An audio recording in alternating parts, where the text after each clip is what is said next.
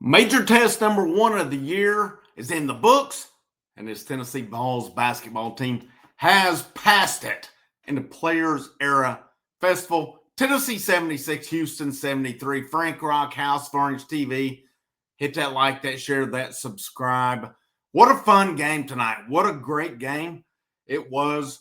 And myself personally, and I can't speak for all of you on this one, but when we went into the half, and, looking at the scoreboard at that point, 39-35, Houston was up. And, man, we had really not seen that much out of Tennessee at that point. I mean, you look into the first half, Jacoby Gillespie, 7 points. Nate Ament, 5 points on it. J.P. Estrella, 2 points. I feel like that's your main two guys. And you're only down by 4 going into the half. But I'll tell you what won this game tonight. And it's time to put some respect on some names after tonight. And a lot of people, myself included, wondered what was going to happen with the 2-guard spot going into the season. It's time to put some respect on the name of Bishop Boswell. All right? We looked at last year. He would get some minutes. He wasn't necessarily a scorer, a shooter, or what have you. Tennessee does not win that game tonight without Bishop Boswell. He absolutely played his ass off tonight. Bishop Boswell, Jalen Carey, transfer from Vanderbilt, did so many good things, and Amari Abram. Without those 3 guys tonight, Tennessee does not win that game. Jacoby Gillespie got his 20 points. Nate Ament, for the most part, pretty ineffective tonight. Houston affected him a lot. J.P. Estrella was in foul trouble. J.P. Estrella didn't play the minutes I thought he should have. Felix Okpara did some good things. But Tennessee does not win this game tonight without Bishop Boswell, without Jalen Carey, and without Amari Abram. Cannot convince me otherwise on that. All 3 of those guys were huge tonight, especially when Tennessee had numerous guys get into foul trouble tonight. Looking at the game, looking at the whole for the night, Gillespie 22, Boswell 10. Boswell was so good tonight. He did so many good things on the night. 10 points for him, 4 boards, 3 assists. He did have 2 turnovers, 1 block, 3 steals. He was the guy tonight. Yeah, he got put guarding Houston's. Houston hit some shots tonight that. How many shots tonight did Houston hit that you're just like, man, Tennessee defended so well? And you just got to tip your cap to them. Houston's a heck of a team. Don't get me wrong. But I felt good coming in today that Tennessee could win this game. When Tennessee went into the half down 39-35, their main guys had not did a whole lot.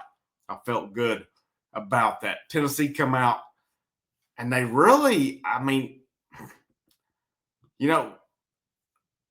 let's see, 41-34.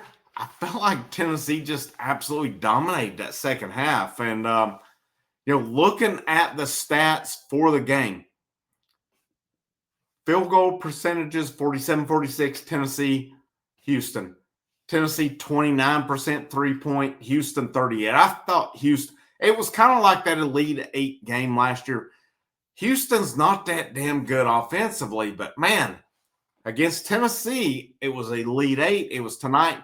You give them a little bit of breathing room, and they hit the shots. You got to give them credit for that.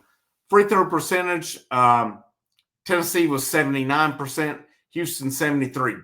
Difference in the game right here. Tennessee 23 out of 29 from the free throw line. Houston 8 out of 11. There's your difference in this game tonight. Turnovers even 9-9. Rebounds. Houston, I felt like this was a whole lot worse than it was. Houston out-rebounded Tennessee 33-32. Man, I felt like it was so much more than that. Tennessee's bench was better, 24-11. Points in the paint, 38-30. Tennessee 6-3 on steals, 15-16 on assists.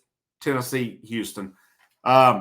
those free throws, getting to the line, getting to the lane, end up being the difference in the game. Of course, at the end, too, when they got fouled, Boswell hit his free throws. Gillespie hit his free throws. That's what big-time teams do. And I've said it from the get-go since I've talked about this team. I like this team. I like what they're doing, and I like their potential along the way. Such a fun game. Obviously, it makes it more fun when you win. And I don't want to sit here and say revenge is sweet because, what would you rather have? The Players Era Festival in November or the Elite Eight back last year?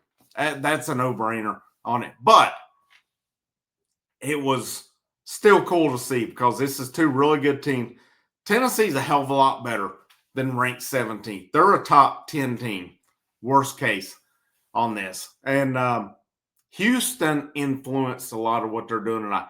Tennessee's not going to see a lot of teams as good as Houston. Definitely not as physical as they are. But you look at, Houston, some of their players, like Fleming's. Are you going to see a better guard than that? I mean, it's some of the shots he hit, just pretty crazy on the night. Now, there were numerous times where I felt like it's like, what else can Tennessee do to play defense? And, sometimes you just have to tip your cap. But here's the bottom line on it. I really think at this point, Tennessee has a really good shot to be playing for the championship tomorrow. We don't know it yet. There's more games tonight. There's Michigan, Auburn. I think there's a good possibility you're going to see Tennessee, Michigan tomorrow for the championship in this tournament. I don't know the time, all that. It's all up in the air at this point. It's all, reactionary based on results, but reactionary based on the 6 aspects of what, goes into it. But by Tennessee beating Houston, I don't know that – I really think it solidifies them. I think Tennessee's playing for the championship tomorrow in this.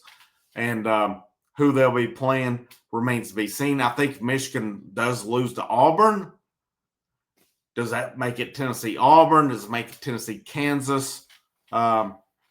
Remains to be seen on that one. But observation on that, Jacoby Gillespie, from a shooting standpoint, maybe not his best night, but he still got 20 points out of it. Nate Ament, a little ways to go for him. A little ways to go for him. Houston was physical with him, and I felt like he struggled with it tonight as well. Hats off to Houston. There were times I thought Ament was starting to take over, and then it kind of backed off with it. Looking along the way too. Their defense, the defense of Boswell, Cade Phillips, Amari Abram, Jalen Carey, I've said it when they got him. I said, I'm really excited about this addition. This is a guy who can bowl you over, who can create his own stuff. A little bit of a sketchy start to the season. Tonight, though, 13.7 rebounds. He had 9 in the first half. I thought he was excellent tonight. And he got charged with 3 turnovers. I know one of them, Ament got a little complacent with the ball. Houston about knocked it away. Carey he tried to make a play and threw it away.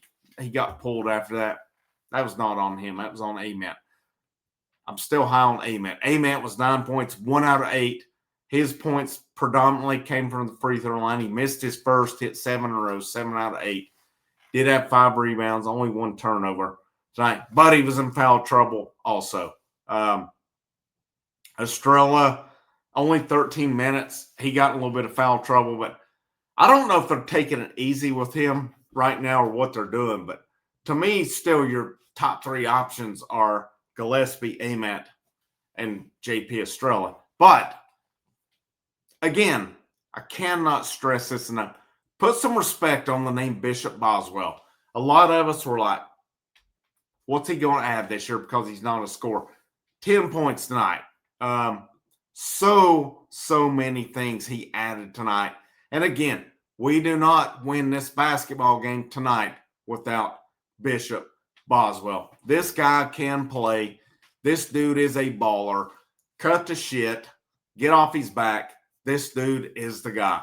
We don't need a 30-point score at the 2-guard spot. We got Jacoby Gillespie, who can play it. We got Nate Ament, who will be much better.